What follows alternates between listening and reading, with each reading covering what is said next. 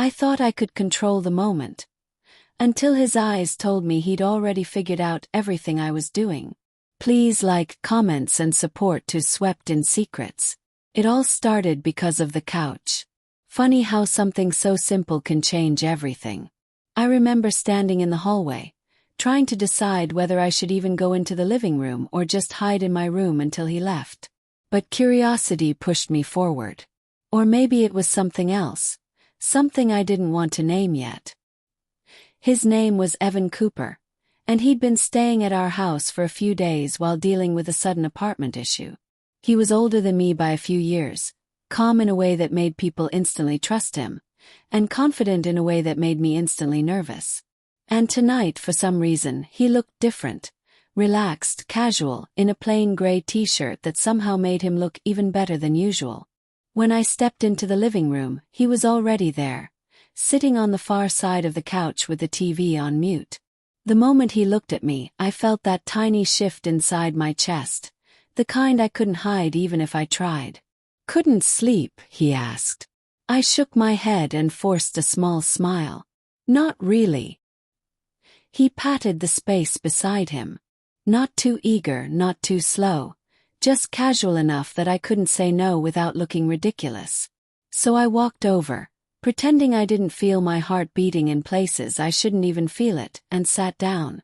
I thought there would be space between us. There wasn't. His shoulder brushed mine the second I leaned back, and I froze. Not because I was scared, but because the warmth of him felt like it was sinking into my skin. I didn't move away. And he didn't either. And that was how it really began. He didn't say anything at first. He just kept watching me with that quiet attention that made me feel like I was the only person in the entire room. His breathing slowed, like he was waiting for something. Or maybe like he already knew what I was doing before I even figured it out. And embarrassingly, I did know what I was doing. I tilted my body a little his way. Just enough to not look intentional. Just enough to be completely intentional. Evan noticed. Course he noticed. The small smile that tugged at the corner of his mouth gave him away. "You okay?" he asked softly, like he already knew I wasn't. "Yeah, just tired," I murmured, though my pulse was anything but tired. My knee bumped his. I didn't apologize for it. His hand rested on the couch beside him, fingers relaxed, but I could see the tension in the way he held his breath for half a second when my thigh pressed against his. He wasn't confused. And I wasn't innocent. We both knew exactly what was happening. "You keep looking at me," he said suddenly, his voice low. Blinked, caught. "No, I'm not." "You are," he replied, leaning just a little closer. "And I'm trying to figure out why." My breath caught. He didn't sound amused. He sounded curious, almost drawn in. And I knew right then that this wasn't just in my imagination. He felt it too, even if neither of us had the courage to say it out loud. I tried to look away, but he gently touched my chin, guiding my gaze back to his eyes. He didn't grip me, didn't pull. Just a soft touch that felt like a spark running down my spine. "What are you doing?" he asked. I swallowed hard, my voice barely a whisper. "I don't know." "That's not true," he murmured. "You know." Course I knew. The couch had become a trap, pulling us closer with every small shift. My arm brushed his, my breathing synced with his, and the air between us felt heavy enough to bend. "I shouldn't be sitting this close," I said even though I didn't move. "Then move," he whispered back. I didn't. He smiled like he expected that. His hand finally slid from the couch to rest near my thigh. Not touching, just close enough that the warmth of him spread under my skin.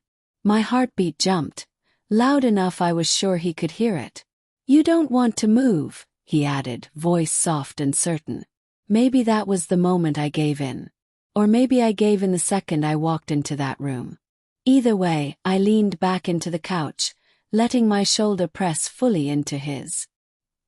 He exhaled like he'd been holding that breath for too long. "Evan," I whispered, not sure what I was trying to say. He said nothing at first. He simply moved a little closer, slow enough that I could have stopped him if I wanted to. But I didn't want to. His hand brushed mine and I froze, not out of fear, but because the contact was too much and not enough at the same time. "You know what I want," he said finally, quietly. And I did. Absolutely did. But what shocked me more was realizing that I wanted the exact same thing. My fingers slid over his slowly, trembling just a little, and that was all it took. His breath hitched. His eyes darkened. Every inch of space between us disappeared like it never existed. We didn't rush. We didn't speak. We just stayed there, leaning into each other, the moment thick with everything we felt but didn't dare say. I knew it was wrong. I knew it was dangerous. But the truth was, I'd been waiting for this moment long before he ever sat on that couch. And when he finally pulled me close, when the world outside the living room faded into nothing, I realized something I'd been denying for too long. This didn't just happen. I knew exactly what he wanted. And I knew exactly what I was doing. Every moment, every move, every breath. It all started because of the couch. But it ended because neither of us wanted to walk away.